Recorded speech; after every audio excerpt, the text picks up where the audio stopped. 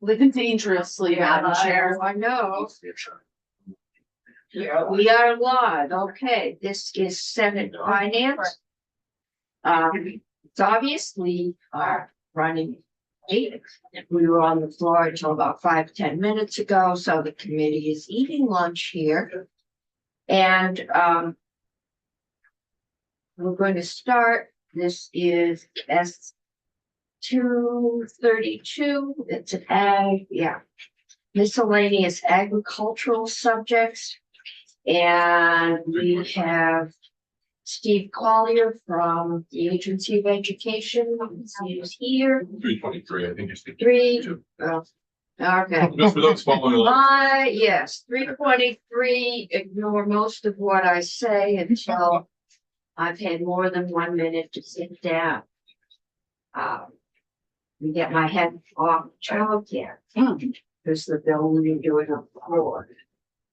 This is miscellaneous ag, yeah? This is miscellaneous ag and get into it. We had several questions. I would let you start. Sure. Good afternoon, Steve Collier from the Agency of Agriculture. I assume that you want to focus on the money pieces, so I will talk about those, and please ask me about anything else that you'd like. I think there are planning on just going sort of section by section for the pieces that affect fees or money. The first 6 sections they're about different issues, but they have 3 different areas that focus on donations. And so the first 3 sections are about restoring the exemption for farming for municipal zoning. Section 4 is about accessory on farm businesses. And section 5 and 6 are about current use. And they're all working toward a single goal of essentially allowing somebody who gives away food, who grows and gives away food, treated as the same as someone who sells it. Yes. Can I ask a question about that? Yeah. Thank you for starting off on this. So my question to you is, does the agency have any data on how many people this may affect, how many landowners this may affect? So there are farmers who farm and get revenue, and that's their business, and then they also might donate some of their crops or meat or milk or whatever to organizations, charitable organizations or whatever. But then it seems like this bill is trying to not capture them because they would already be could already be in current use, but they're trying to capture property owners who just do charity, don't also sell. That correct? So it would enable people who only donate to qualify for the And same. do you guys, the agency have any information about how many organizations or how many landowners, property owners that would affect or impact? Well, as you alluded to, there are a lot of farms who currently give away food. Right.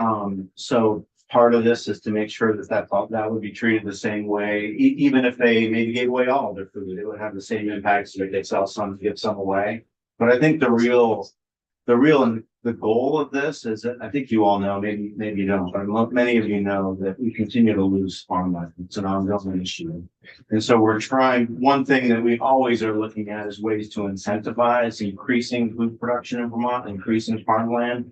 So anything we can do to have agricultural land be active instead of dormant and to be in use, we view as a positive. And what these changes would do is simply treat somebody who's generous in giving away their food the same way that somebody is being treated as selling their food.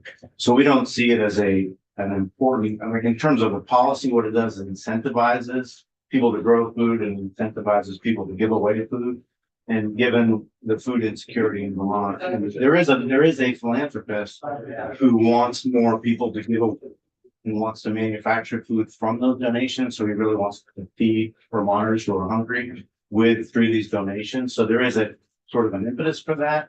But anywhere anybody would be interested in growing food to give it away, I think we would view that as positive. Well, I appreciate that, all of the things you just said. And however, generally we don't make policies that just benefit one individual.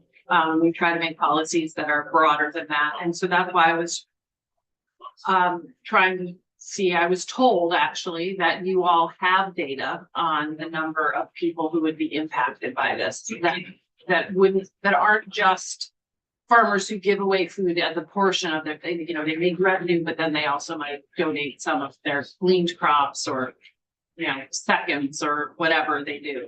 I'm interested in the data on the people who don't get revenue, but just give it away, and how many people are there? Or do you have estimates of how many people you think would become that if this were to pass?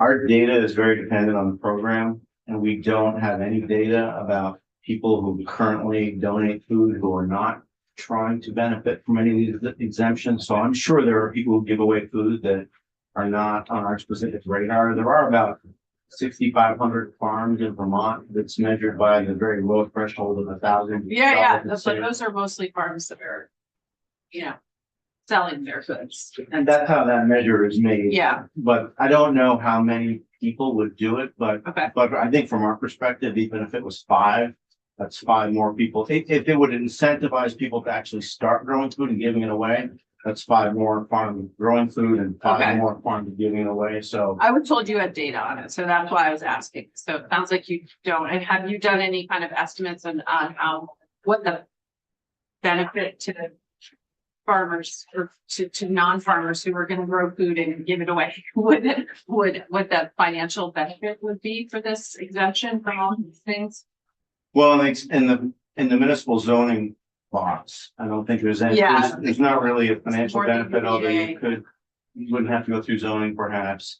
Accessory on farm business, it's really, I don't think there's a financial benefit there for the farmer who's donating. An accessory on farm business, though, it's right now an accessory on farm business, the ability for them to process food is measured in their sales. Mhm. And this would allow it to also be measured in donations. So it would enable somebody who's giving away up to $250,000 of food to not have to sell it, to be treated like an accessory on farm Mhm. business. Right now it's measured in sales. So that could really have a pretty significant impact, Right, that one, even if, but what about the UVA stuff, the use value appraisal? Have well, you the done any UVA stuff, I mean, number crunching on that?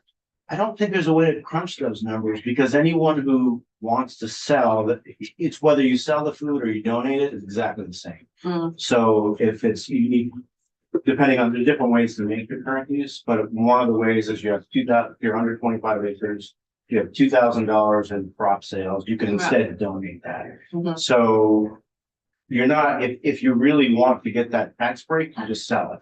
So you can do that already. You can have a farmer, I mean, the idea is to be able to grow food. So if you instead want to give it away, I mean, there's no, like, yes, you can get the same tax break, but you can already do that by making a profit, or maybe not even making a profit, but by making money. Mhm. So this would just allow people who want to give away food to their neighbors or to us in a certified entity who's then giving it away to someone else. Yeah, it had to be an official donation, I Right. would assume. And Not that's, just. there is language in there that showed, we want proof of the receipts. We don't want people just saying, yeah, we donated $2,000. And Yeah. that was a recommendation of the Ledge Council and the tax department. Working together on language as well. Yeah.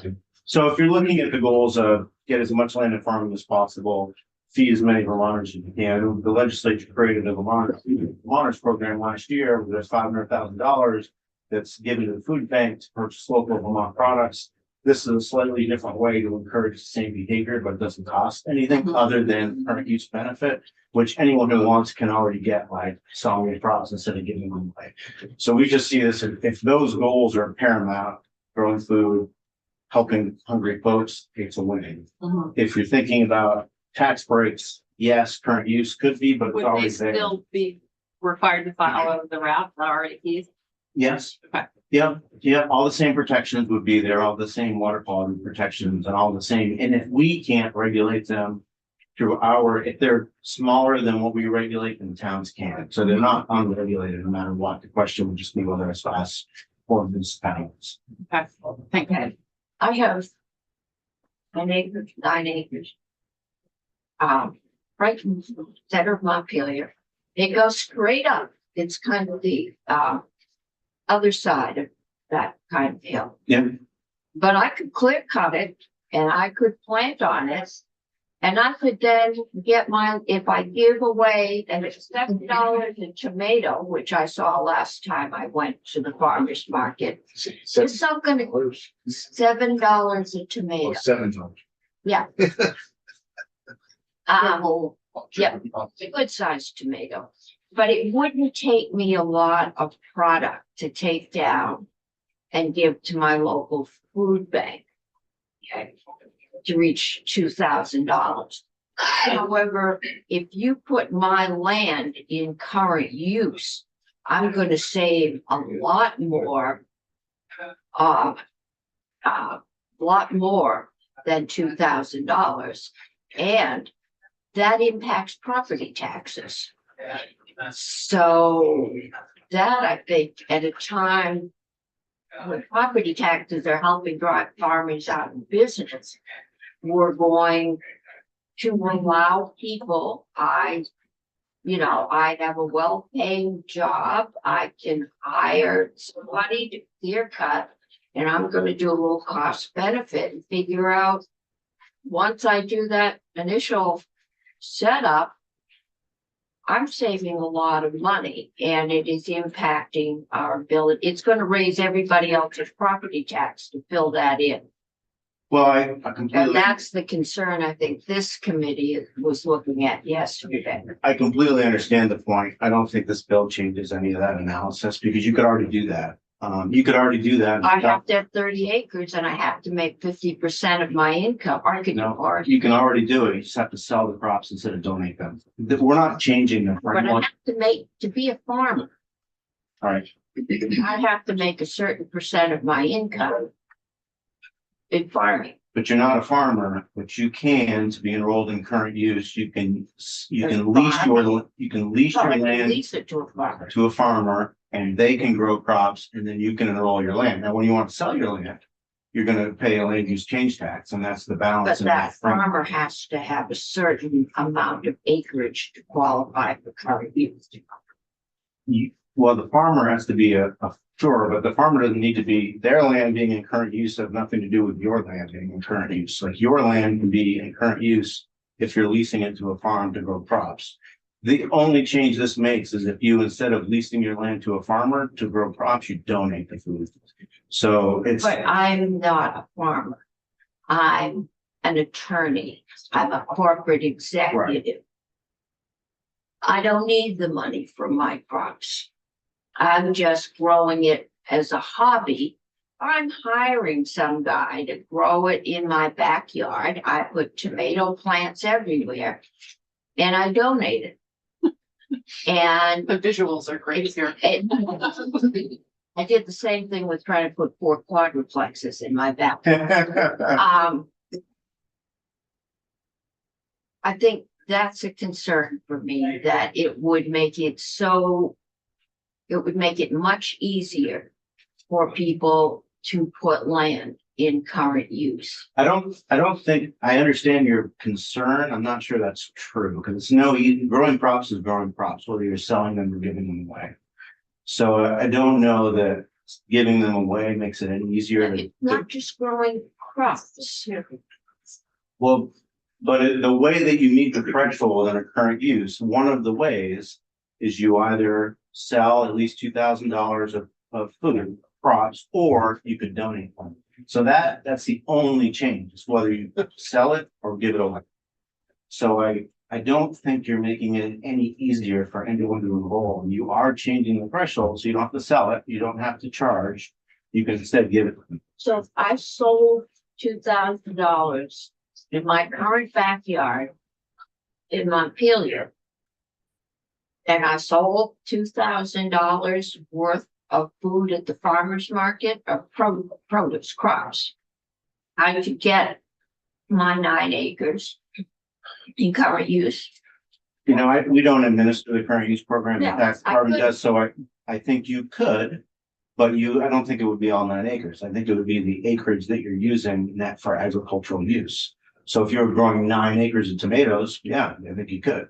If you're growing in a 50 by 50 plot of, then I don't think your whole land would be eligible. Tax department legislative council can answer that better than I can, but you have to have the land you can enroll for forestry purposes or agricultural uses. But if you have 1,000-acre farm, 1 acre you're using that of agriculture, I don't believe your 1,000-acre farm is the current use. I think No, the acre the that you're concern using- is I'm a 1 acre lot in downtown. And I can have that 1 acre or that 1 or 2 acres overlooking Lake Champlain. And I can now put that in current use. I don't think it's any different than it is right now. Oh, I mean, there's nothing about this language that changes how current use operate, except if you give away food instead of selling it, you can deny it. I mean, that's it. I'm confident of that.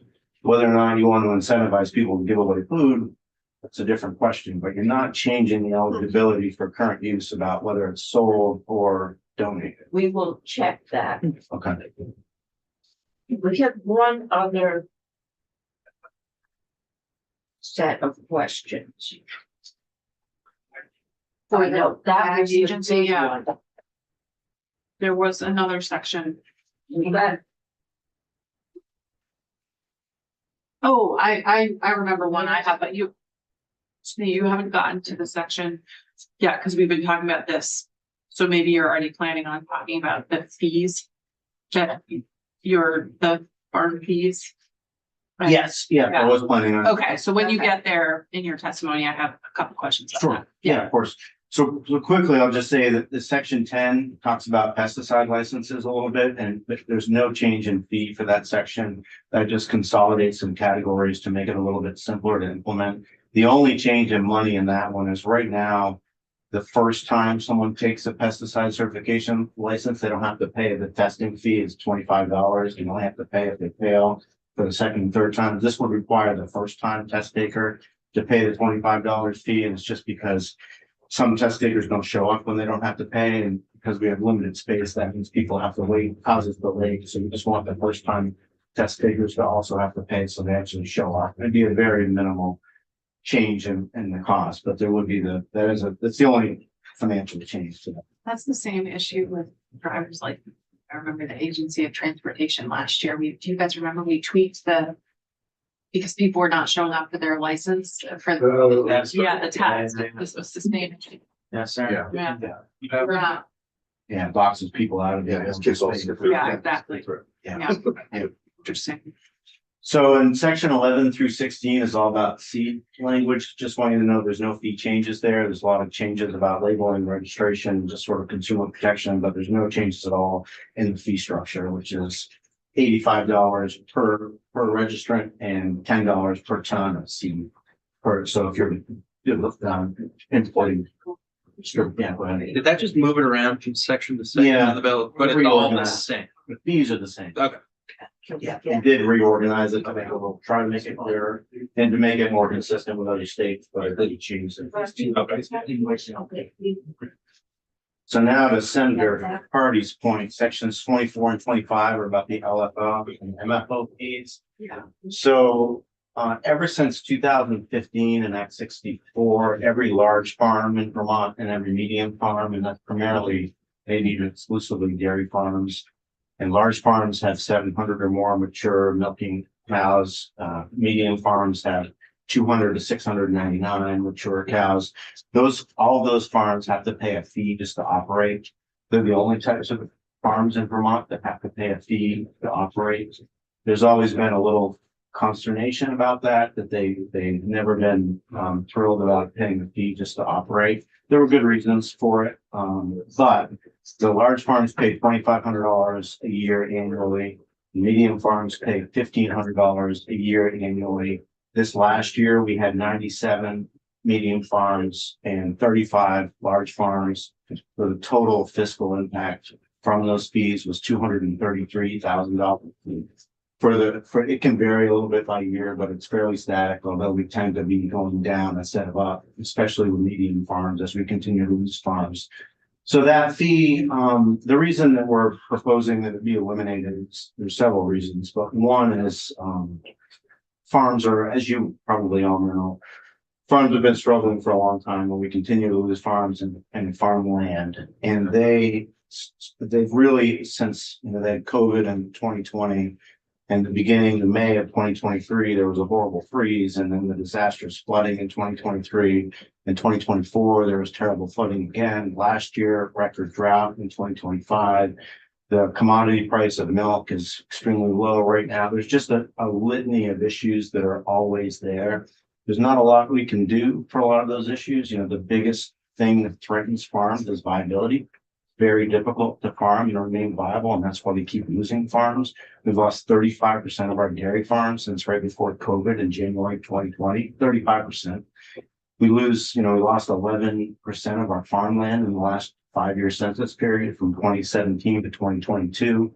We've lost 56% of our farmland since Act 250 was adopted in 1970 to protect farmland. So this is just an effort to give farmers a break where we can. Yes, sorry. I just have a question. I totally hear you, and my question is, one, I believe these fees were initially implemented to help pay for the water quality division in the Agency of Ag. Correct. So if these fees go away, how is that division going to be supported? So in the governor's recommended budget, it would be part of our general fund transfer to the water quality division. So Okay. it would not reduce our water quality budget. It would transfer it from the general fund necessities from that fee. Okay, that's part of the GOV's budget. Yes. Okay, so presumably the appropriations committees are talking about that. And then my other question, you and I, among other people, worked together last year on the CAFO Yeah. bill, and there are fees in that they go to the Agency of Natural Resources, correct? So this doesn't touch those. It does not. Okay, okay. It does not. So it's basically just, yeah, okay, that makes sense. Thank you. Okay, sure. Okay.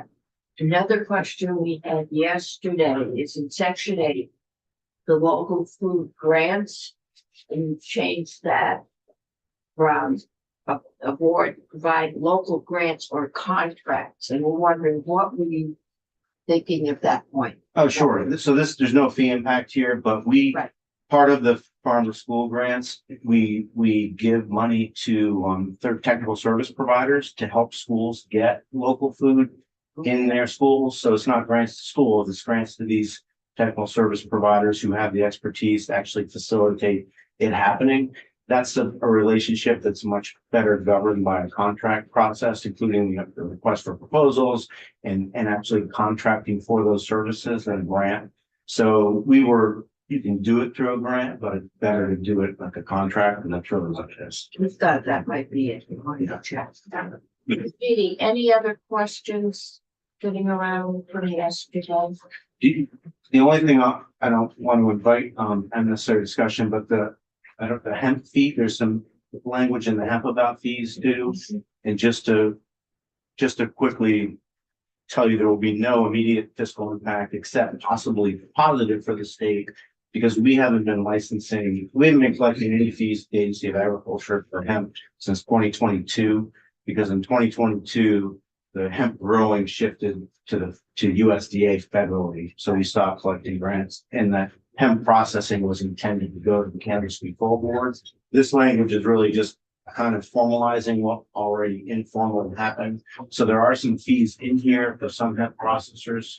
So there might be some new revenue for those hemp processors, but they really need a home and they don't have one right now. And so the whole idea is because hemp is legal throughout the country, is to give them a more formal home. So there will be some fees for those rough processors who register, but I can't really give you a great sense of how that will be impacted, because we had a very different fee structure when we were doing it, and we were licensing both growers and processors. And so we had all the growers, and so there were some significant fees, 150, 200,000 maybe annually. But when that shifted to the Cannabis Control Board, along with our people who did that work, I think it's hard to estimate the fees. Maybe there's 10 to 20 processors who might at $500 a pop, and there's also some per product rates in there. And James Pepper, the chair of the board, is here, and he might have some better information. But I think we can't give you a great estimate. And I know Ted Barnett reached out to us, and we have some information, but I'm not sure how helpful it is, because we were doing something quite different than what, in terms of the growing and the processing, compared to what would go forward. But if anything, it's a fiscal benefit for the state, not a. And these fees would go to the Cannabis Control Board, because Correct. it's just moving everything over there. Correct. Yes. Okay. Any other questions or? Oh, sorry, No, I'm still looking. on the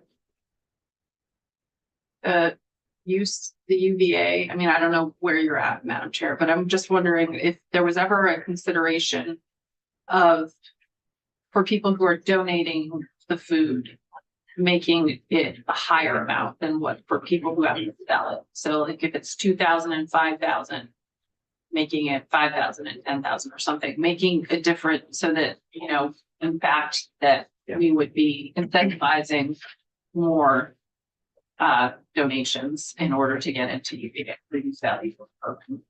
So we haven't talked about that. This was not something that we proposed, but it is something we support because we think the Okay. more food we can grow and the more food that can be given away to help hungry Vermonters, better off we are. But we didn't talk about whether those thresholds should remain the same or different. And I think for ease of implementation for the tax department, it might be to keep it the same, but that's certainly a worthy thought. Like, this Okay. is not something we substantively discuss.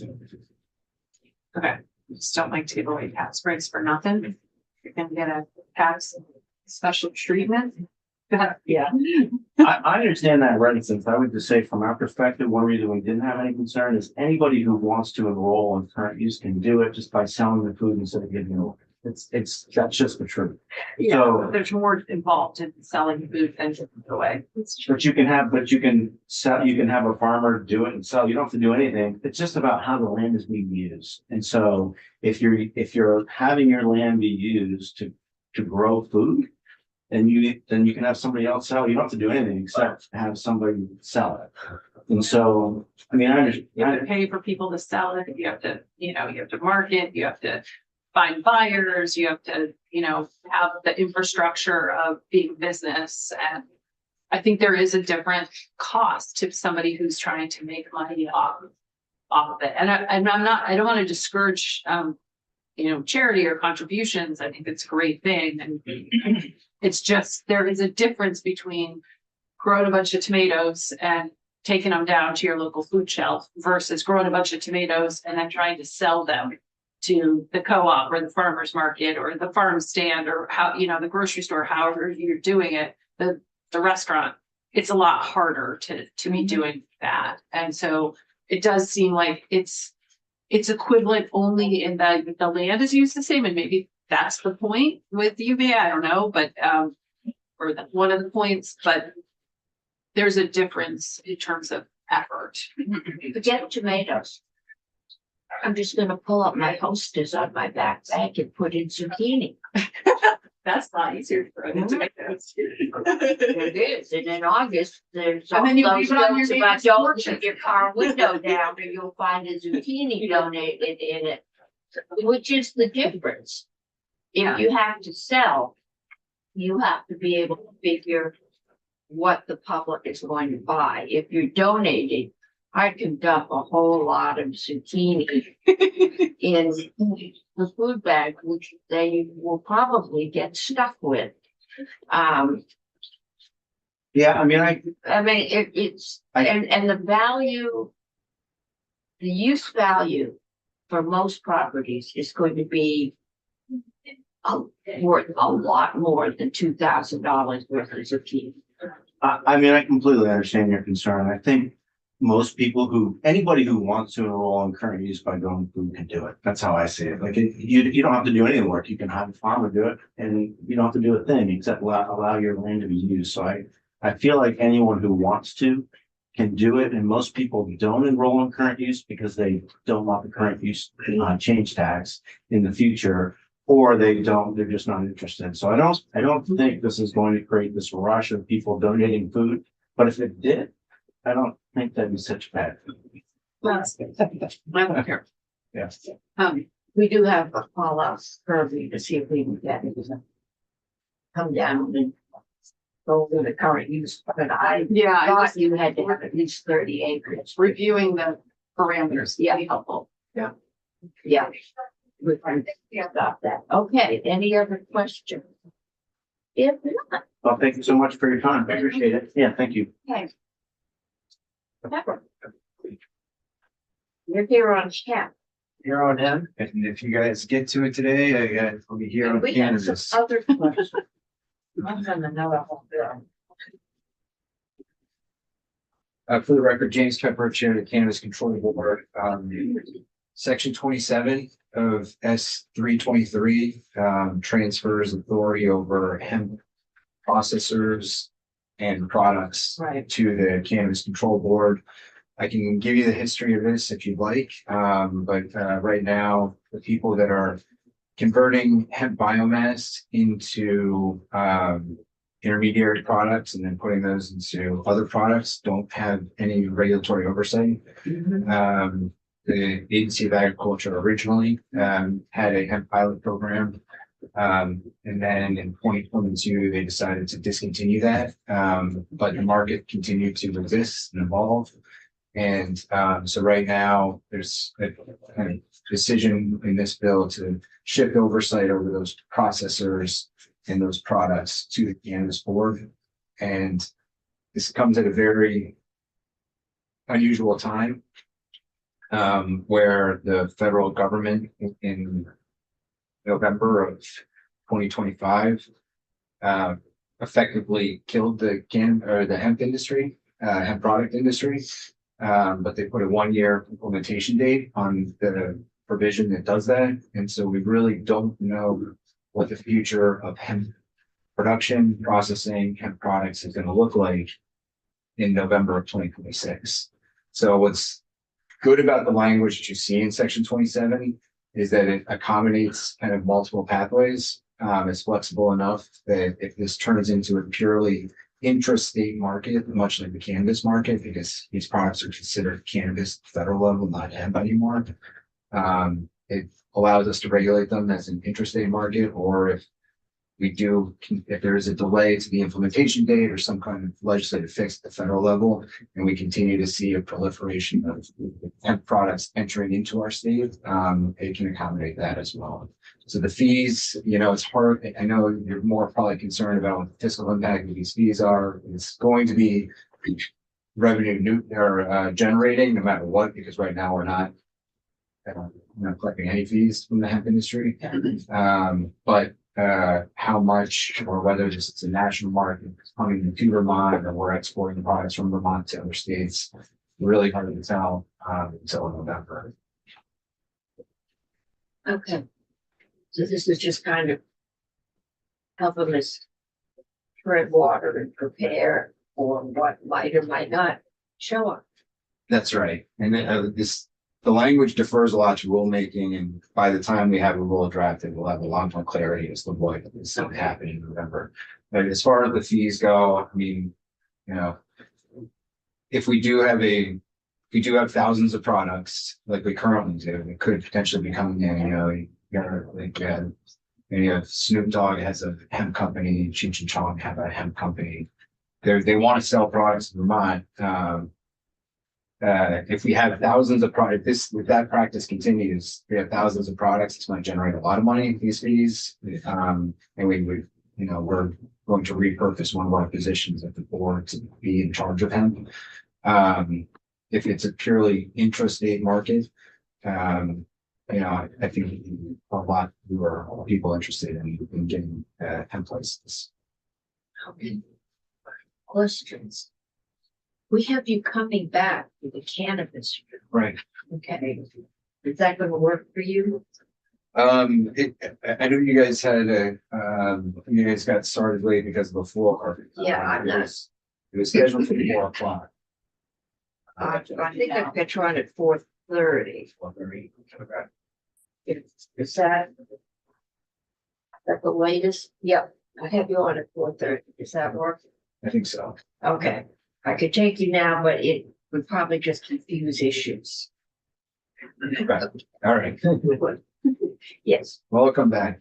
I think, yeah, we're still getting our heads off childcare and Right. licensing and back to agriculture.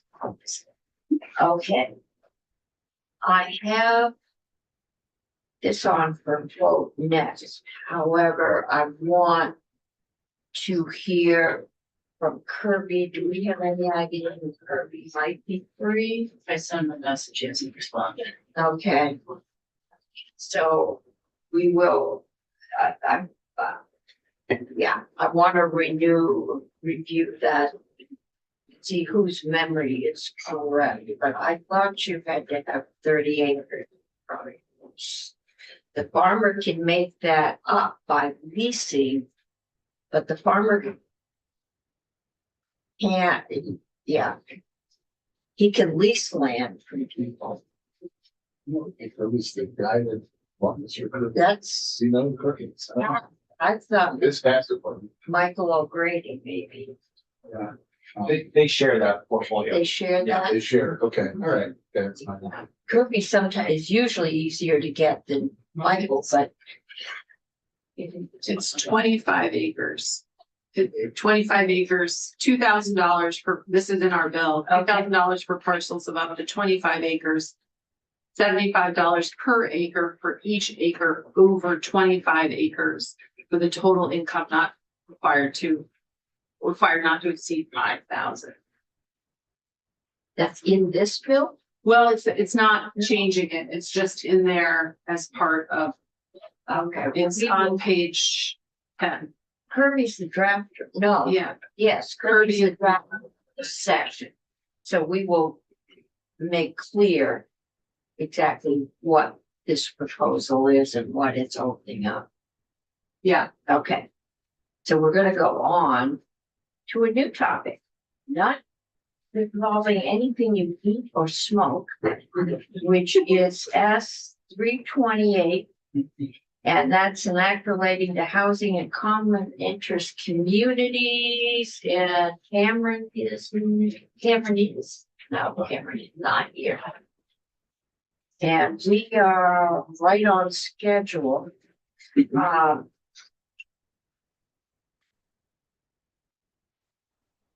It's without Cameron, it's gonna be a little hard to do a fiscal report, but we can do that.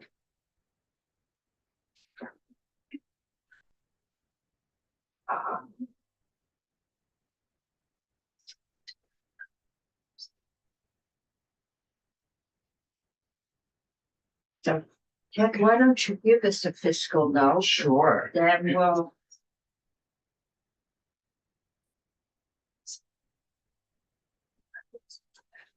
This one. Housing, okay.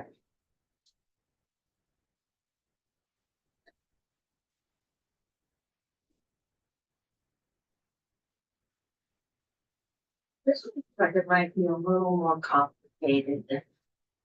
Right? There's quite a few different things in the bill. And I will do my best to provide a little more context rather than zooming through things as I would as it, there'd been a full walkthrough. And oh, look at that. I'm going to cede the chair. I haven't even started. Yeah, yeah. He said to see the chair, but it really will help us if we know what we're getting at fiscal. Okay. I apologize for. No, Already the has- floor blew all the schedules today. It is that week. For the record, Cameron Wood, Office of Legislative Counsel, trying to pull up Zoom, and we'll do a walkthrough of S-328 as it came out of the Senate Economic Development, Housing and General Affairs Committee. We really to stop these committees from throwing 5 huge bills on us in the last day. We should just not get to 1 or 2. Economic Who gets to pick development the one or two? has habitually the chair, since I've been told I have all power. And this is for years. It's been through any number of chair. The last week, there's like 5 or 6, and Health and Welfare does the same thing. They just don't usually come here, but rather than do one at a time. and they're big bills. Particularly because there's so many things in them that relate to each other. The subject matter Yeah, they drives that. Okay, Okay, here we go. draft 3.1, running through, starting with section 1. As you can see, the reader assistance heading there on line 7, this is going to be amending the requirements of a municipal plan. And in particular, amending the housing element of a municipal plan.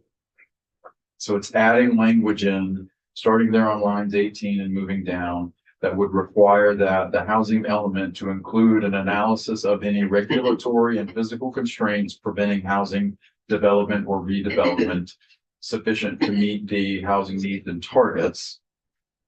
And a description of what actions the municipality may take, moving to the top of page 2, to accommodate the projected housing needs for the municipality. And then if and when the municipal plan is amended or readopted, the housing element there on lines 5 needs to include progress towards the construction of the housing units identified as needed to meet their housing targets. So they need to include information on what's prohibiting them from meeting their housing targets, what they're going to do to try to meet their housing targets, and then progress that's made towards the housing targets if they amend or readopt. Is there any guidance anywhere on what their housing, how their housing target is calculated? The state, as part of the state's statewide housing needs assessment, has targets for, I believe, each region and municipality. And they can also come up with their own targets, is my understanding, but they could refer back to in the regional planning chapter. It requires the Department of Housing and Community Development to issue that statewide housing needs assessment. So, okay. Moving on to section 2, tax credits. This would extend certain tax credits within the Vermont Housing Finance Agency. So you have a lot of lead-in language. The change is going to be down here on page 4. But this is specifically for on lines 12, the down payment assistance program. So this is VHFA offering certain down payment assistance. And then when the individual goes to refinance or sell the home, the individual has to pay that down payment assistance back to VHFA, and then they put it back into the circulation to help the next set of individuals. And as you can see there in the subdivision 1 and 2, this goes all the way back to 2016, and statute here was initially 125,000. It was bumped up to 250,000. They're set to expire this fiscal year 26, and so this would extend those tax credits for another 5 years and increase it from 250 up to 350. Tax. Yeah, we did. This is a grant, right? So didn't we just extend these last year? And you just said they're expiring. Maybe didn't make it. I don't believe it was proposed in the housing bills, if I recall, but I don't believe that I think it was struck This is out. the thing that there's like a 4-year. Like, it goes up and then it goes down. I remember these charts from JFO. You probably made them. You might see another one coming up. Okay, so that's what this is. Yes, it's the up and down. But I feel like we did it. I know we did it in 22. When I was in here before, I remember learning about these the first time, and I felt like we did it last year. But you think it was just proposed that maybe Trying to recall what the proposals were. I feel like there were a few different ones, and I believe that this was included last year, and I think they just, ultimately were stripped out and never made them back. there are other programs that work like this too. Isn't there one for manufactured housing Oh, that does the up and down thing? not to my knowledge on manufacturing. I know that's a technical term. It's like the visual in my head of this kind of tax I credit. know exactly what you're referring to. Okay, see, Yeah. it's a fact visual. I know there are multiple different programs that, are administered by VHFA. This is just one of them. I don't Okay. recall if there's one specific to manufactured housing similar to this. Okay. There is a manufactured housing improvement program that has been in existence with DHCD for a few years now. That was made permanent or put into statute last year. Yes, but that's not a tax credit. Not- Yeah. These are tax credits that are sold in order to finance. To raise the money. down Yeah. payment. Yeah, yeah. Okay. And then, yeah, that's right. They have so many years Right. to reclaim them, thus the up and down. Exactly. And it feels like every year somebody comes in and says to us, they're expiring this year, so you need to redo them. And There are so many, That I mean, can't be yesterday true was every year. downtown tax credits. They are, we do have a housing tax credit, affordable housing tax credit, and they are all funded. That's how we gain money to fund yeah, essentially our housing and redevelopment programs. yeah, Otherwise we would not do them. Or I guess the state would collect the money, yeah, which probably wouldn't equal as much as. Yeah. then we yeah. have that. They're sold usually at around 90% of their value. Yeah. Yeah. Okay, Okay, so this would so raise this would 300. raise it to 350 for the next 5 years. And the testimony from VHFA was to, this extension of 5 years will continue to build the money, the total amount of money that they have, kind of loaned out for these assistance programs, and that should make that fund somewhat self-sufficient at that point in time. Feeling burned out. Plus the cost of housing keeps going up.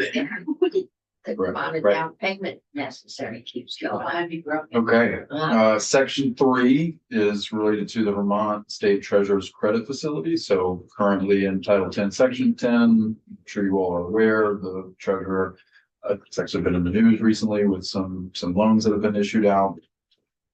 The treasurer there in sub A has the authority to take 10% of the state's average cash on hand and loan those monies out. And this proposal is raising that from 10% to 12.5%.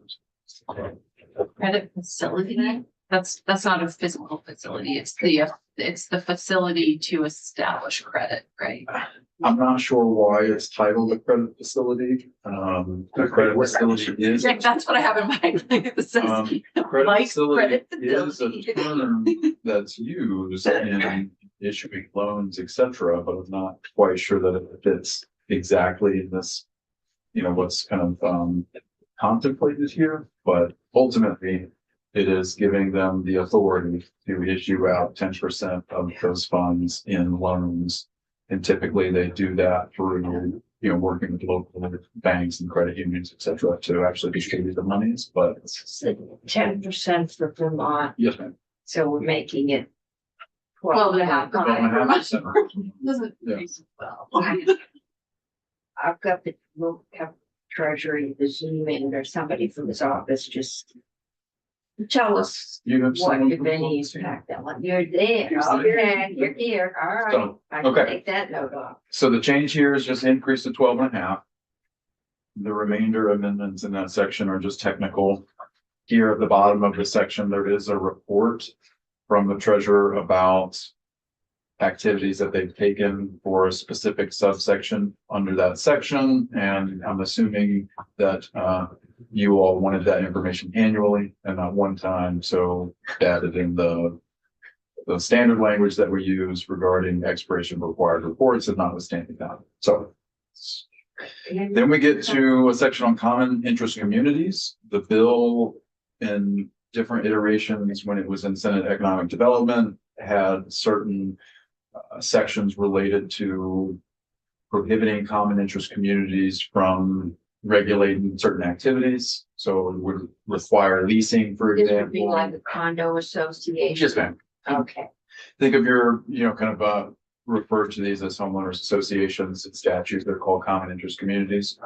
And there were different provisions about whether to allow them to regulate leasing. And there were a lot of concerns with the language that was drafted. There was some language in there about requiring them to authorize in-home childcare centers. There was some language about requiring the installation of electric vehicle supply equipment. And there were a lot of legal issues when it comes to a common interest community. Are you making it retroactive? Are you applying it prospective? I'm trying to keep. And so the committee ultimately took all those sections out and asked our office to do a report providing the committee's a jurisdiction with report outlining the legal issues associated with those different provisions that were in the bill. I'm remembering many years ago and having to report the Universal Commercial Code on condo associations, and there was something in there about the percentage of units that could be leased or rented. Right.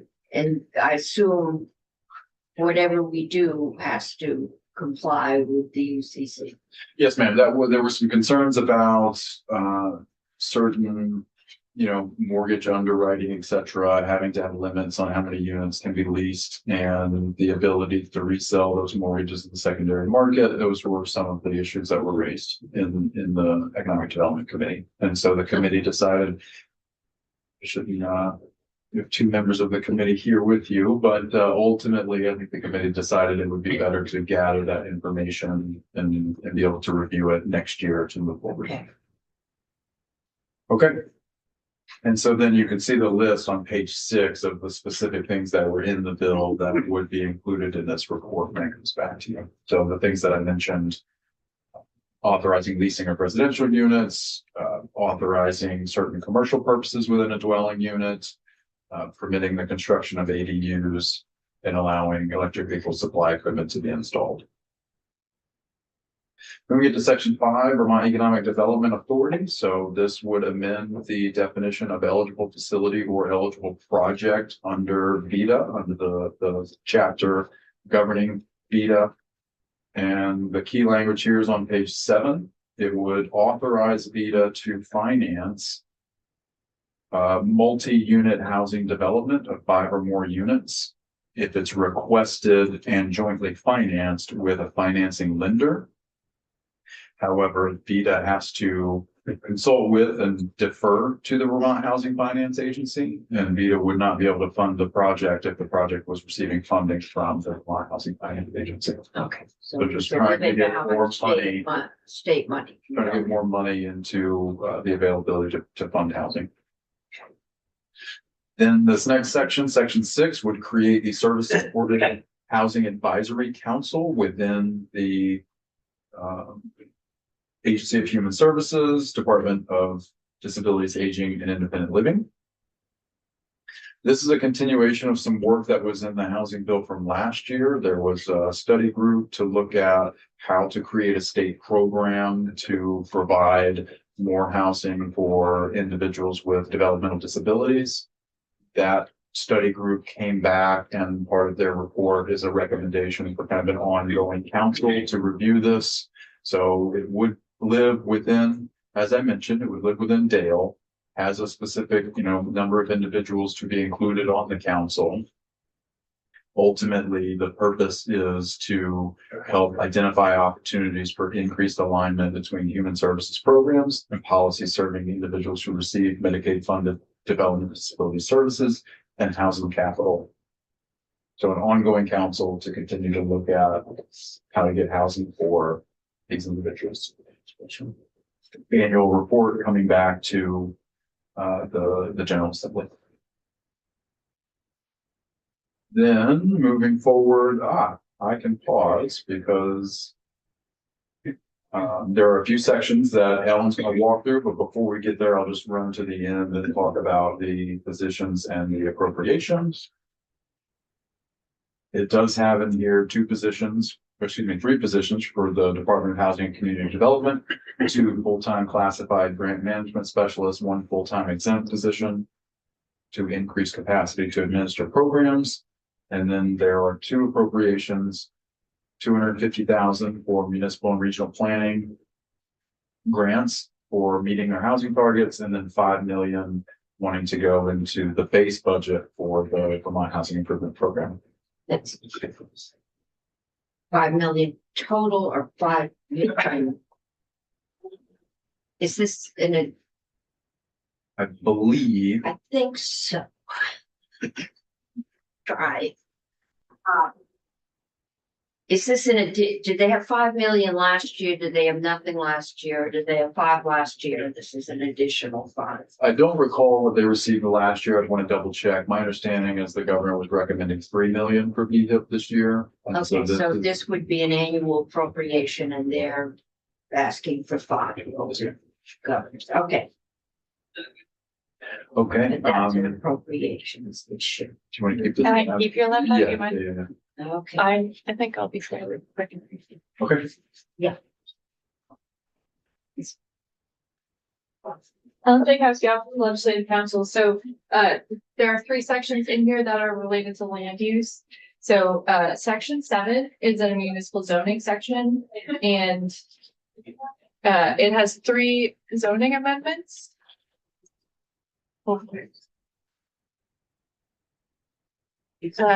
Sorry, 2,000 okay. feet, because that's not in our domain. So, the first one is about manufactured housing and making sure that zoning districts treat it the same way as conventional housing. The same way that they treat conventional housing in their year-round residential zoning districts. Next is that duplexes shall be a permitted use as opposed to an allowed use. Currently, allowed use allows towns to do conditional use review for duplexes. And then the third zoning change is related to the quadplexing. So in areas with sewer and water infrastructure that allow residential development, multi-unit dwellings with 4 or fewer units shall be a permitted use on the same size lot as a single family dwelling. And it's striking the caveat to that, which was unless the zoning district specifically required structures more than 4 zoning units. So it was giving this option of if a town didn't want to have these smaller multi-unit dwellings, they could not do that by then requiring larger multi-unit dwellings. So some towns went with, you can build a multi-unit dwelling here, but it has to be at least 10 or more units. That led to the not encouraging these smaller unit types. I hadn't read this when I made the reference to visualizing 4 quadruplexes in my backyard, which I think my region of my lot is 1 acre, not the hillside we bought behind it. And I was having if a town has 1 acre zoning, and I can put a house on 1 acre, or if it has 1/4 acre zoning, I have to allow a quadruplex, which is 4 parking spaces. We're not allowed to require 2, right? So you'd have to have, and I was having difficulty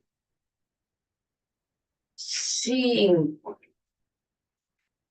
how that would work. Well, I live over there. I'm Okay, happy to show you what my house looks like. down in the meadow, Yes. that is as close. Yeah.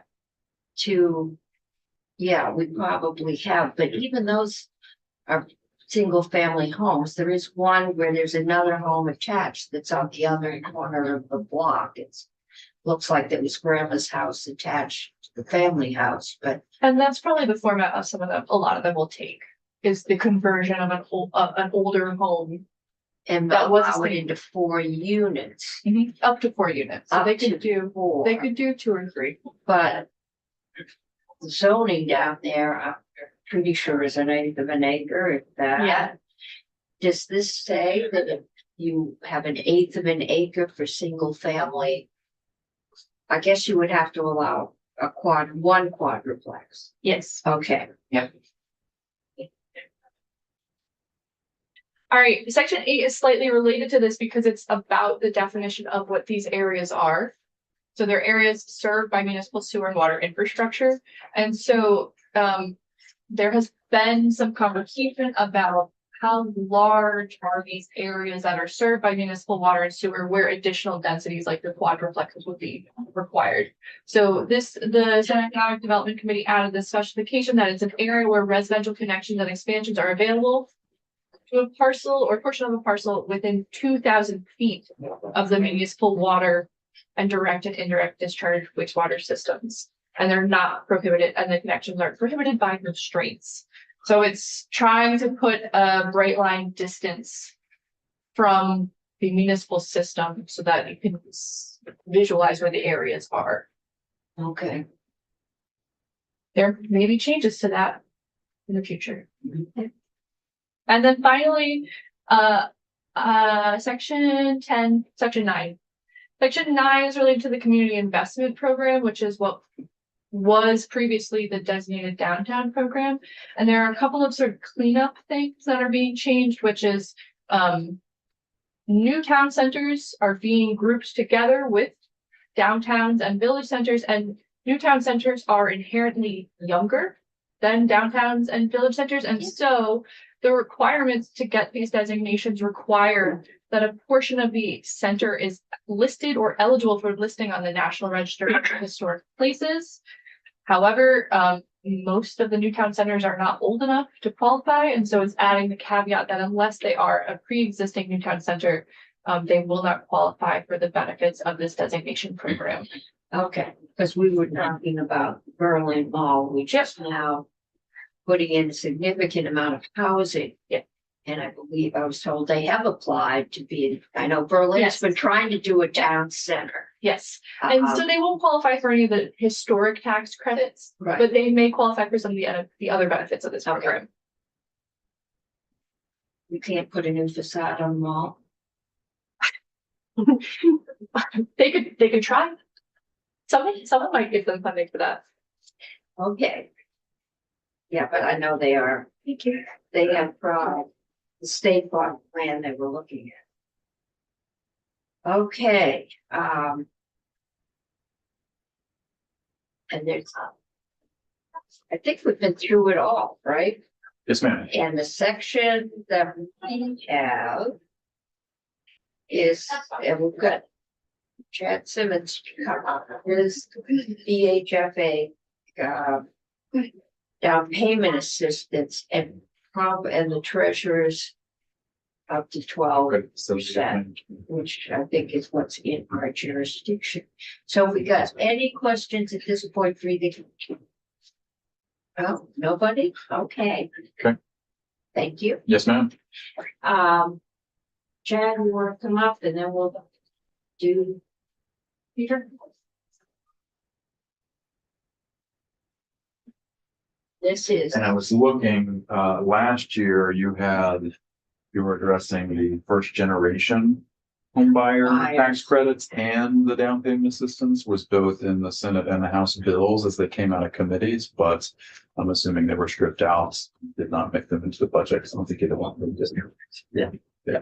Okay, that's why it feels like deja vu. Yes, ma'am. yeah, Okay, And I had, and even another reason why it might seem like deja. okay. I'm gonna go to the House floor. Please let me I know think we're if you need. fine. Yeah, okay. And I'm available if you need. This one is feeling nice and clean unless someone messes it up. I've only got two more witnesses. Good afternoon, my name is Chad Simmons. I'm the Executive Director of the Housing and Homelessness Alliance of Vermont. We represent a number of organizations and individuals who support state efforts to improve our outcomes for homelessness and increase affordable homes across the state. We have a large slate of priorities for this year, and this happens to be the down payment assistance. It happens to be the only one really focused on homeownership. So we wanted to come in today and just voice our support for this program. I previously worked for the Vermont Housing Finance Agency, so You used to be in here I with used to be another in hat. this in this position, and so know the program well. Senator Hardy, you are correct. There was a bit of deja vu. We did come in last year asking for this tax credit to be extended because it was ending last year. Maura was in a couple of months ago, I believe at the end of January, and had just shared that the last tax credit had been sold. So at this point, the down payment assistance program is kind of just running on autopilot. There's no more funding coming in to be able to support those efforts. Deja vu. Yes, yes. So you were not that far off. Tax credit. And so just as a reminder, that the state housing tax credit, was in 2000 as a way to support rental housing development. And then again, updated in 2009 to add state homeownership, which does include manufactured housing. That was added after Irene. So the state tax credit is a way for the state to raise revenue to pay for housing related activities. The down payment assistance program was created as a part of the state housing tax credit in 2014 and first sold in 2015. It has raised just shy of just over $14 million, and to this date, $11 million still remains kind of in circulation. $3 million has been paid back to the state so that the HFA can then use those dollars to provide down payment assistance for others. The reason why we support this provision and the reason why the HFA has come to the legislature asking to increase it and extend it by 5 years is the impact it's had on the state. It's allowed over 2,100 Vermonters who were eligible to go from renting to home ownership.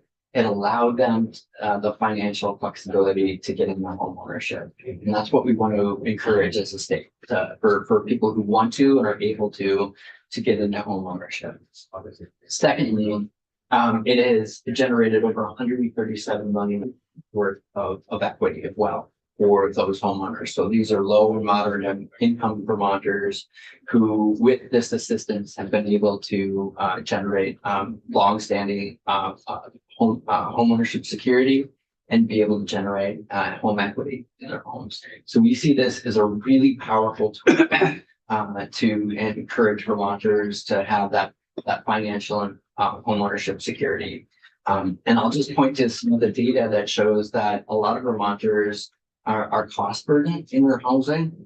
More than 50% of Vermonters pay more than 30% of their income towards housing, and a quarter of those, 25%, pay more than 50% of their housing. So whatever little step that we can do as a state to encourage people to get into homeownership is a really valuable asset. So we are in full support of this provision of S320 and ask for your support as well.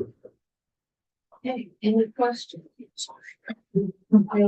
Thank you for the clarity on my deja vu moment.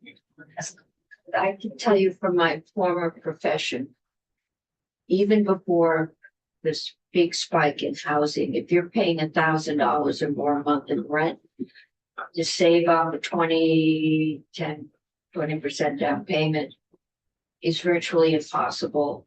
But if you don't, well, it impacts the rates you get, but it also, you have to pay for mortgage insurance, which it used to be over $300 a month. I'm sure it's much higher now, which adds to the cost of housing, which makes it prohibitive for people to afford housing. But housing is the greatest source of wealth for most people. So it is an important service. All right. One up. And then we will get Ted. Hello, for the record, Peter Trombley, Office of the State Treasurer. Would it be helpful, Madam Chair, for me to briefly go through a refresher of what the 10% in Vermont program is? Really quickly, yeah. Very quickly. So the Treasurer's Office has always been charged with managing the state's cash on hand in the time when it is collected and when it is needed to be spent. Since the pandemic, the state has had substantially more cash in any given moment than what it needs, which means we've been able to utilize an authority that our office was given back in 2014 to invest up to 10% of the state's cash in more long-term investments in the form of loans around the state. Since Treasurer Pichek came into office, those loans have been squarely focused on housing. And to date, we've been able to support the creation or retention of over 1,700 units of housing, as well as the creation of over 140 permanent jobs, And I actually looked it up and we've invested in housing projects in every single one of your districts. Hey, What we're proposing to do is adjust the threshold from 10% to 12.5%, which when combined with a different credit facility that the state has for climate resilience lending would bring this total amount of state lending up to 15% of our cash balances, leaving us at 85% liquidity. We are relatively conservative in how we make these loans in two key ways. One, we assume that the state has less cash than it actually does because the state's cash balances have been trending downwards since the heights in 2023. And secondly, we offload the risk from these loans to the extent possible to an intermediary. So what we do is we loan to a financial institution like the Vermont Housing Finance Agency or a local bank or credit union, and they make the final loan to the housing developer. They guarantee us repayment, and in return, they add a small mark to our loan. So we protect the state's cash investments from risk if the underlying loan to the developer just fail or increase in whatever. Yeah. okay, that's good to know. And there was a long history starting with the Newfoundland First State Bank. Yeah, A very long history. yeah, very long history too. Having the 10% from Vermont, it was Beth Pierce, when she was treasurer, that put that into effect. Mhm. And it is an investment of the state into local development projects, which keeps them from having to go to Wall Street as much as they would otherwise. If I may, I know Ted will get into this as well with the fiscal note. Yeah. The fiscal impact here is that there tends to be a differential between what the state would earn if it was keeping this money in cash and what the state earns on a loan. We, on average, are lending our money out at 1.5%, and right now we're earning about 3.5% on short-term cash investments. A few qualifiers to that difference. Interest rates are coming down on our cash investments, so that difference in our earnings is getting smaller and smaller every year. We also don't always have every dollar of the credit facility out at any given time. So even if our capacity is increased, that doesn't necessarily mean that all of that money will be loaned. Some of it will be held in cash investments from time to time. And finally, we don't have any quantifiable figures for state revenues that are generated through the loans we're making. You know, we've created quite a few units of housing and jobs which bring in revenue to the state, but we don't have quantified figures for those. This is probably heading back to the pre-COVID norm, where the economists didn't even look at interest income. And suddenly interest income was a lot more than a decimal point, but like revenue and a lot of other things, we seem to be trending down and everything other than costs, but seem to be reflecting the national economy there. Okay, any questions on this one? We've got more money, so we're gonna load more money out. We may not make as much back, but we're building housing units, we're getting housing, we're getting property taxes, we're getting people housed, so. Okay, no questions, thank you. Thank you. Okay, Ted, tell us what all these good things are going to cost. Then I'm hoping we vote this bill out. Ted Barnett, joint fiscal office. I will share my screen. Particularly for the up and down chart. So broad, high level fiscal impacts, I will summarize them. The fiscal note provides more context on various programs. The AI system thing. Oh, I can. Let's see. They used to full screen mode should get rid of it.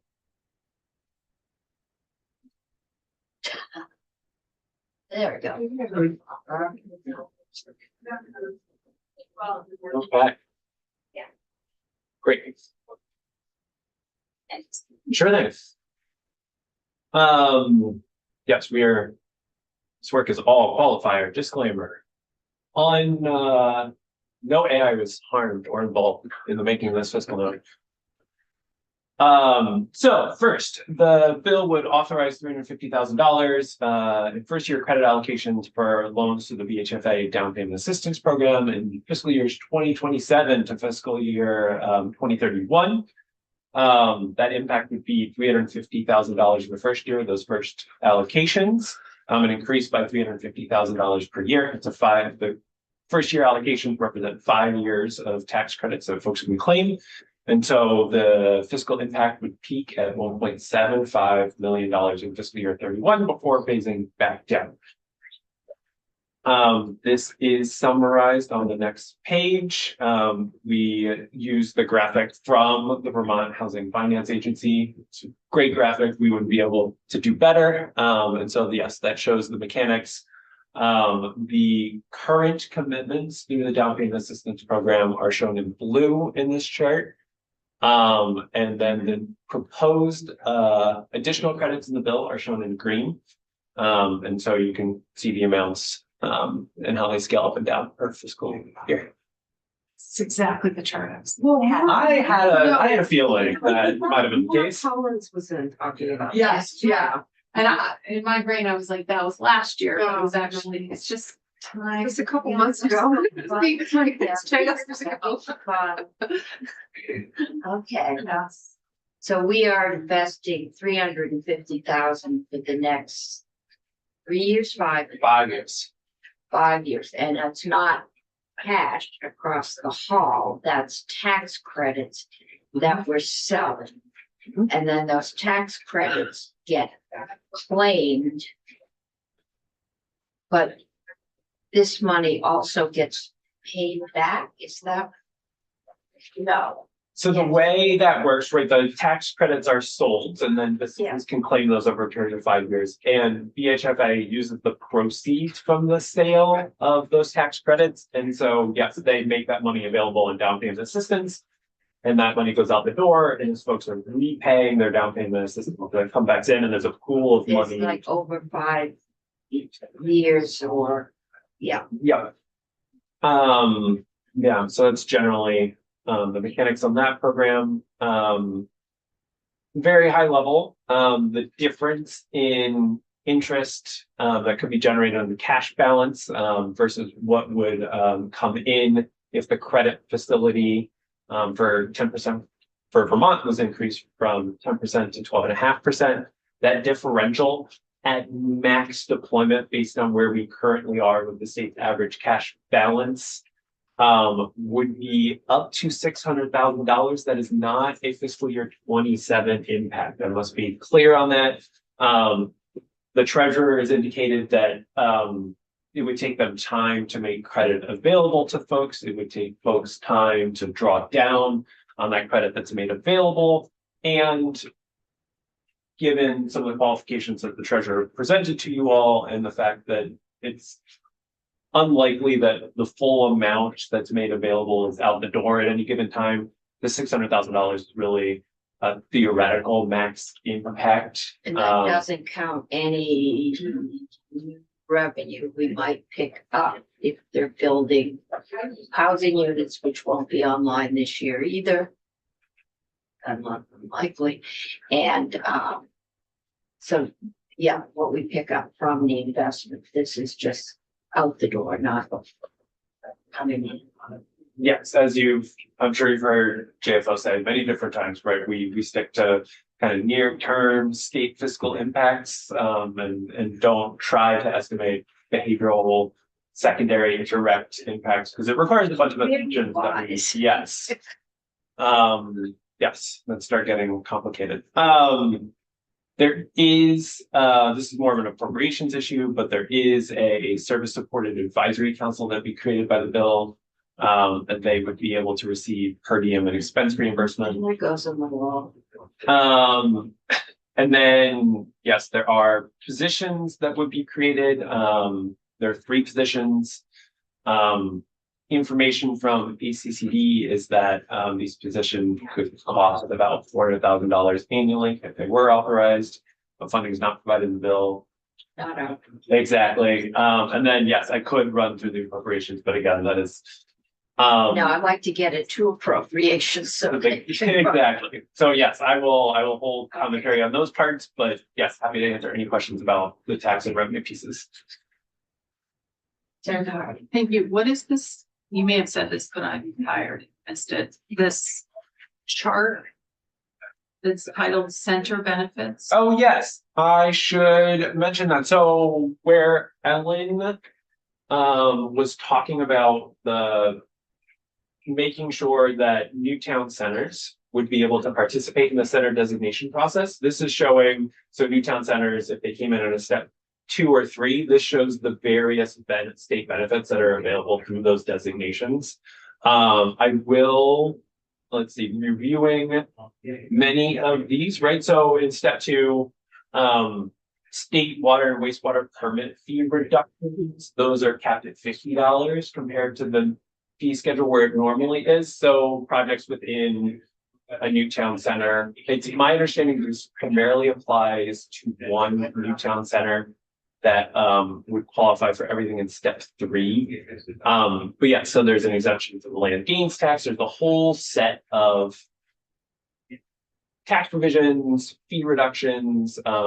In step 3, folks would be eligible to participate in the sales tax reallocation funding program. So it unlocks projects. It's impossible for us to forecast how many projects would take available of these benefits, but I appreciate the question because it is absolutely something that's within your jurisdiction, and it would is there are currently 3 new town centers. It's Berlin, Lancaster, and South Burlington. That's right. Yeah. But if it didn't become a new town center, we wouldn't be getting fees anyway. They're getting a reduced fee, but if they weren't a new town, well, I guess if they were just developing and not going in as a new town center. And be thankful for freight. Yeah. We have no idea. No, that is connected to, I think it was 212 that's part of the conversation that A&R is trying to figure out the size and scope. This is within the neighborhood designation, which also has a similar provision. But yes, A&R, it requires understanding within the neighborhood designation, which areas are going to be mapped as neighborhoods. Understanding which projects are currently falling in those designations. It's a bit of a mapping undertaking that I understand. A&R is looking at how various designations will impact their fee revenue. And I think once we have more information. It's like when we made things not need to go through Act 250, we had to come up with another source of funding. Because we still had to fund the court and the board and okay. All right. So that is being looked at and we will know in the future. Particularly for A&R wastewater and stormwater piece. Okay. Committee questions. It's on for vote. Are we comfortable at this point with voting this one out? If we are, I would love a motion. Can I ask a question first? Yeah. My morning, did we vote on Ireland at this point? I had to step out, but no, just that one. No, I don't think we did. Okay. Okay, so that's one play. Okay, I would thanks. Go ahead. I'm done. move favorably S328 draft number 3.1 as received from the Committee of Economic Development, Housing and General Affairs. Okay. Senator Chittenden has moved that we favorably approve draft 3.1 of S328 as it came to us from Housing and General Affairs. Are there any amendments? Any further discussion? If not, call the roll. You want to roll it? Senator Chittenden. Go. Senator Beck. Yes. Senator Hardy. Sorry. Yes. He changed the order. I did not. He didn't, it was me. Senator Brock, Yes. Senator Gulick, Yes. Senator Matos, yes, Senator Cummings, Yes, 7-0. 7-0. I'm looking for somebody from economic development that might like. Senator Brock, are you doing the underlying bill? I can't remember. Either one, so fine. Your choice, Madam Chair. I don't know, Randy, do you want to? Yeah, I'll do this one, and then come. Okay. Senator Brock will report that. One down. We're one to steal the spotlight, Senator Brock. Okay. Common interest, that's the overview. Okay, we did that. We're going on to S 198. I still want to check on that. Current use. Would you like Kirby to stop by? Yes, please, before we vote that out. And I've got 198 and I've got that Rebecca needs to go first. Is that? Yeah, that'd be great. Yeah. And also more flexible than I thought, so someone else also needs Very to go first. flexible here. Considering we're starting an hour and a half. I will eventually have to go to the House floor, I think, but I'm out there on. Okay, so you're here, oh, you're here, all right. We will take you. Wait. Here, you, Jen, are you on 198? Okay. So Rebecca, and then we'll do Jen, or does it? If Jen wants to do a walkthrough first, that's. I may want to go to the so. So we're not gonna get. Well, they're on a bill before mine. I can come when I'm done. Okay,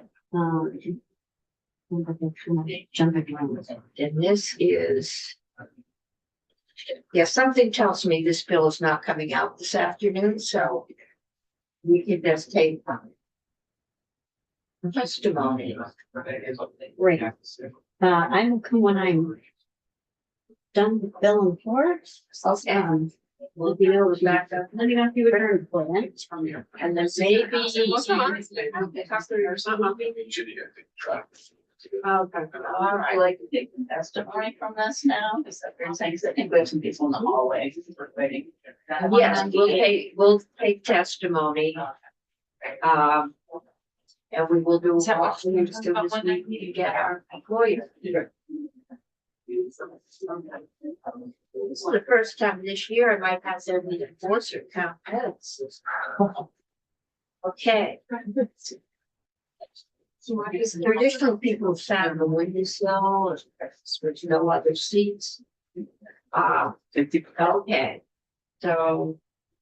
What's yours? Hi, yeah, Rebecca Samara, Deputy Commissioner of the Department of Taxes.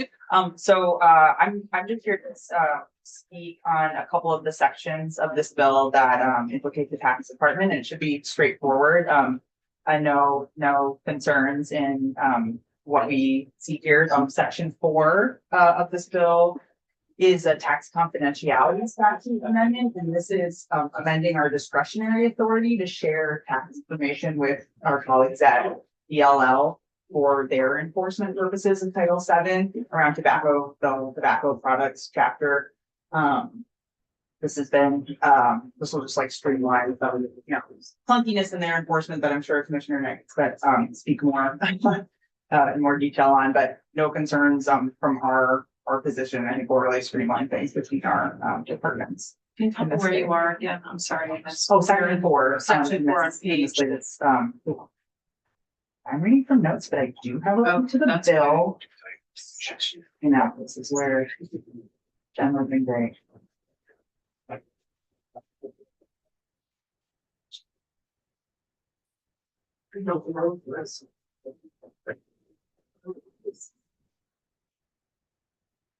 All right, I'm seeing it on the bottom of page 15.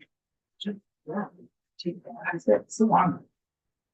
Confidentiality and tax record. Mhm, Okay. yeah. And this is, kind of like the standard sign where we add occasional allowances for, folks who have administrative needs that rely on tax records. This is all at the discretion of the commissioner. So, if at any point we felt like the integrity and confidentiality was in jeopardy, we would have to be able to address that and, make the call as to whether or not information was appropriate or not to share. But this is like a known need of DLLs and one that makes a lot of sense for us.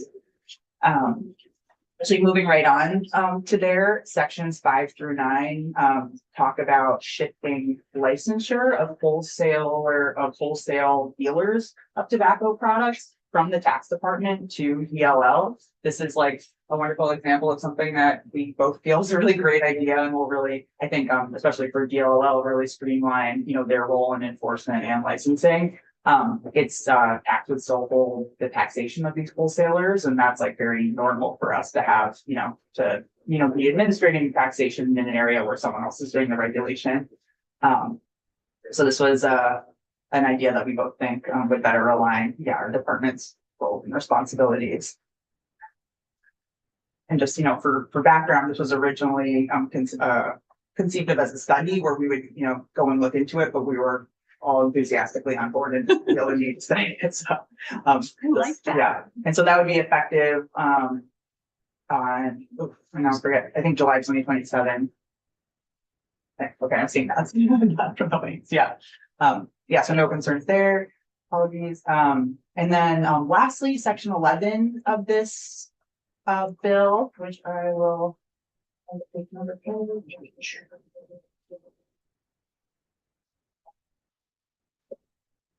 Section 11 does contain a report.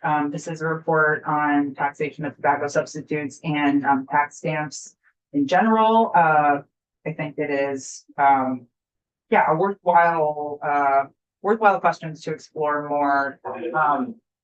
There's in the prior committee there was the intention to create stamps for tobacco products beyond just like packs of cigarettes. Right now, when you buy a pack of cigarettes, there's a stamp on it that is like the proof that the wholesaler collected and remitted tax on those packs of cigarettes, and it's helpful for later enforcement to make sure that tax is going to apply to everything. It gets a little like much more nuanced when you're in a world outside of just packs of cigarettes. We're talking about like vapes and pouches and all these different just like the physical shape of them is weird. Yeah, like where do you put the stamp, and also like what does the stamp mean? Like some of the this report actually is like asking a group of us, tax, but also in collaboration with DLL and the AGO, to make recommendations for next January about a whole tax structure, including the use of stamps in the new structure and also the use of stamps today. I think the right people are at the table to have that to look into this more deeply. I think it is. We would be, if we move forward with having a stamp, like stamped type of tax and regulation on non-cigarettes, that would be like a first in the nation move. So, we're talking about like pretty novel. But it makes it, so without some kind of marking, how does enforcement know if the tax is paid on that shelf of vapes or pouches or what do we do with chewing tobacco? Really good question. So like, from, kind of like my world, like in the someone in the business of enforcement could come in and say, let me see your invoices for all these products here on the shelves, and let's check and make sure if there's a tax line on that invoice, and, like checking records, that kind of world, with the, and this is like an area that I think DLL shares a lot of expertise in, much more than I have. Very least, but it's like the stamps on a pack of cigarettes kind of allows you to do like a quick check, like these all have the tax applied. But as you consider more nuanced tax types, like it's like part of the tax structure that this report will look at is like taxes that are different based on the concentration of what's inside the vape, or there's vapes based that on aren't price. tobacco Yeah. vapes. So They're just it's just a whole world a whole more nuanced world and like, does it really make sense to have a sticker on something as like being the indicator of if the correct amount of tax was paid? It could be, it could open an enforcement gap, if like you have stickers on something that says tax was paid, but it's not specific to, what level of tax or what kind of tax. So I think it's good questions to explore, but I'm glad that this is being, pitched as a report where we have actually, time to learn about the industry more and, what's happening nationally, and report back with a little more expertise on. So yeah, so overall, no concerns with the tax related elements, and excited that this licensure handoff to DLL makes sense to both of us. Okay. That'll be helpful. Okay. Any questions? Are there, Thank you. are there tax increases in here? Okay. Are you Yes. not taking a position on those or? The DLL or. Well, yeah, and also I think a lot of this has been restructured into a report back next year.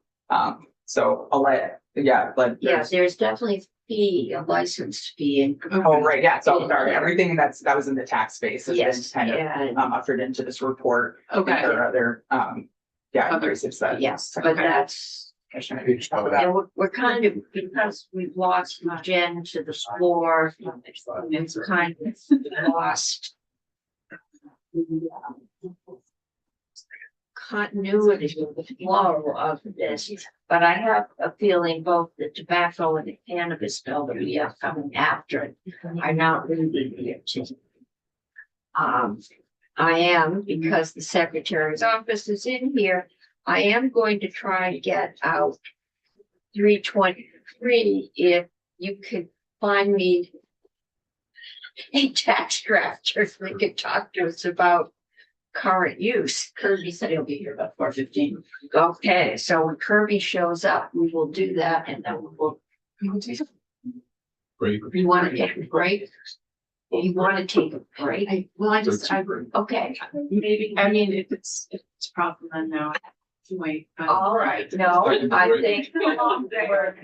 All right, But we can, if we are finished with Rebecca, you can have a 5-minute break. We're here without pizza until you finish. Okay.